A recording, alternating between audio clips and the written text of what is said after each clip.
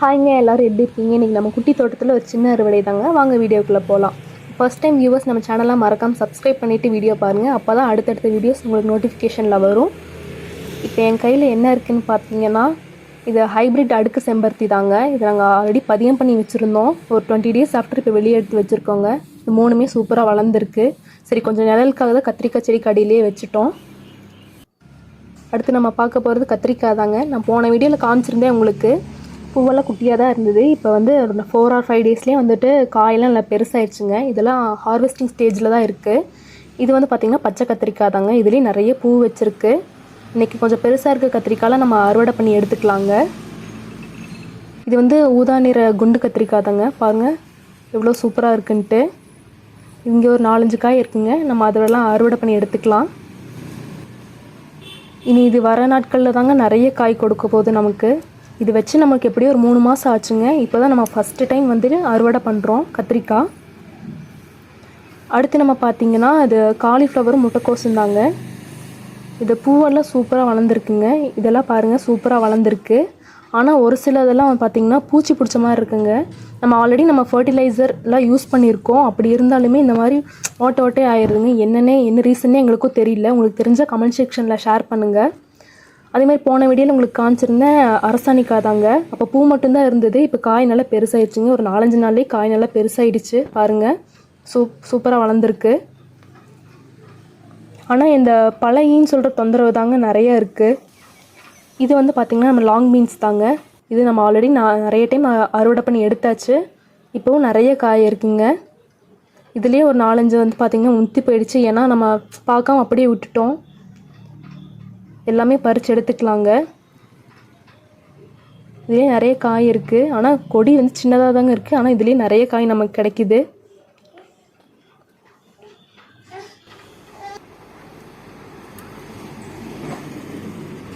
பாருங்கள், ஒரு கைப்பிடி அளவுக்கு நிறைய காய் நம்மளுக்கு இன்றைக்கி லாங் பீன்ஸ் கிடச்சிருக்குங்க.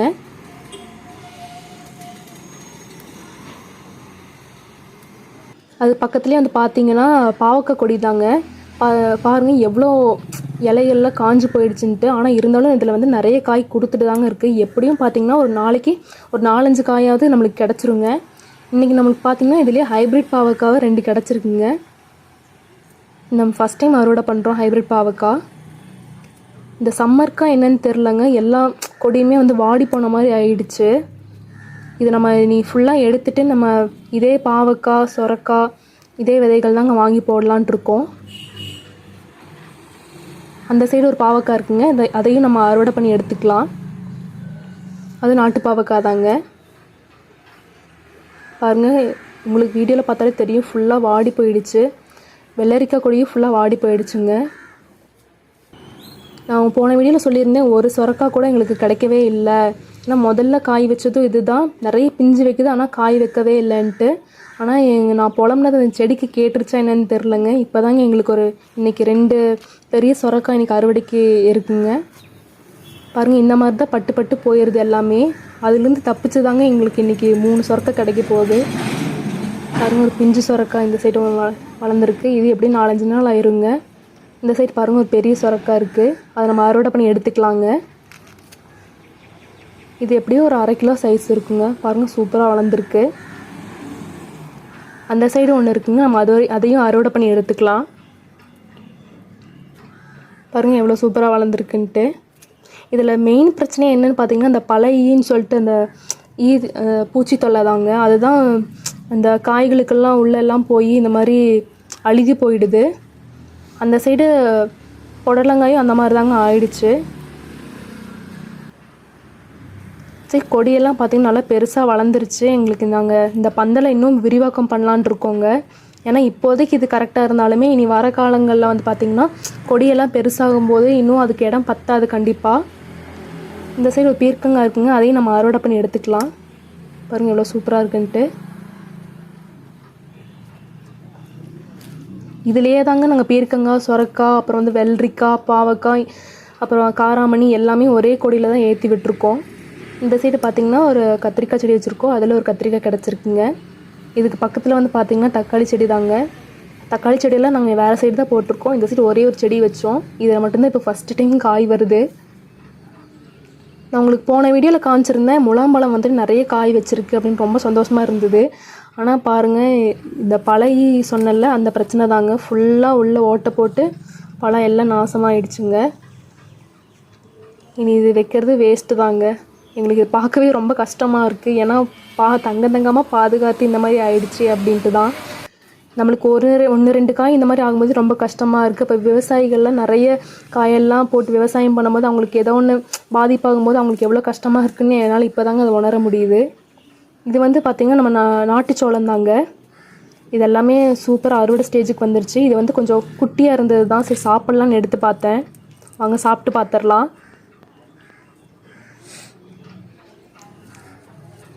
ரொம்ப நல்லாவே இருந்ததுங்க. ரொம்ப டேஸ்ட்டாக இருந்தது. நான் ஃபஸ்ட்டு டைம் இது வந்து நாங்கள் விதை போடும்போது ஸ்வீட் கார்ன் தாங்க நினச்சோம். அப்புறம் தான் தெரிஞ்சது நாட்டுச்சோளம்னு.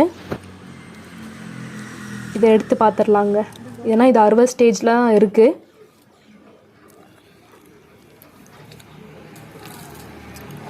சின்ன சைஸ் தாங்க, ஆனால் ரொம்ப பெருசெல்லாம் இல்லை. ஒரு கையளவு தான் இருக்குது. ஆனால் சூப்பராக வளர்ந்துருச்சுங்க. இதே மாதிரி ஒரு 4-5 காய் இருக்குது. அதையும் நம்ம அறுவடை பண்ணி எடுத்துக்கலாங்க. கூடையில் வைக்கிற அளவுக்கு கூட இல்லைங்க, நிறைய காய் இருக்குது. அதே மாதிரி இன்றைக்கி வாழைக்குளம் அறுக்கலாம் தாங்க நினச்சோம். அப்புறம் சரி ஒரு வாரம் கழிச்சுட்டு பழத்துலேயே ஒரு பழம் அந்த மாதிரி பழுக்கும் போது அந்த ஸ்டேஜில் நம்ம அறுவடை பண்ணிக்கலான்னு விட்டாச்சு. சரி இன்றைக்கி மாங்காய் 2 சாம்பாருக்கு எடுத்துக்கலான்ட்டு அந்த சைட் போயாச்சு. பார்த்தா கை கட்டுற அளவுக்கே 2 மாங்காய் இருக்குது. சரி அதையும் எடுத்துக்கலான்ட்டு பறிச்சாச்சுங்க 2 மாங்காய். சின்ன மாங்காய் தாங்க. இது வந்து நம்ம பழுத்துருச்சுன்னா ரொம்ப டேஸ்ட்டாக இருக்கும். நாட்டு ரக மாங்காய் தாங்க. மரம் ரொம்ப பெருசுலாம் இல்லைங்க, ரொம்ப சின்ன மரம் தான். 30 years மரங்க இது. பாருங்கள் எவ்வளோ காய் இருக்குன்ட்டு. சின்ன மரத்துலேயே நிறைய காய்ங்க.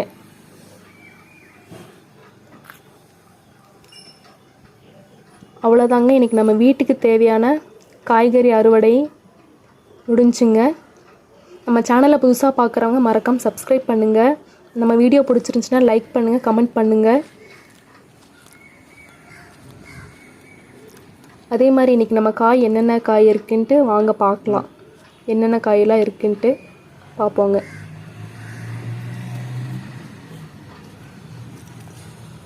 இன்றைக்கி நமக்கு கிடச்சிருக்க காய் வந்து பார்த்திங்கன்னா 2 சொரக்காய் கிடச்சிருக்குங்க, பெரிய சைஸ் சொரக்காய். அப்புறம் பீர்க்கங்காய் கிடச்சிருக்குங்க. அப்புறம் 4-5 மக்காச்சோளம் கிடச்சிருக்குங்க.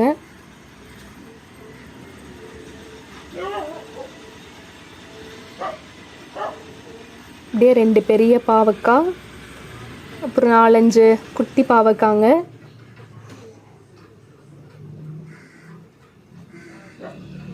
நாலு கத்திரிக்காய் கிடச்சிருக்குங்க.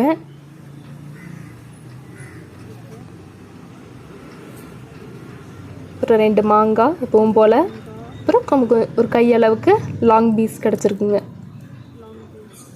அவ்வளோதாங்க இன்றைக்கான அறுவடை. இதுவே நமக்கு போதுமானதாக இருக்குங்க. நெக்ஸ்ட் வீடியோவில் சந்திப்போம். Tata, bye bye.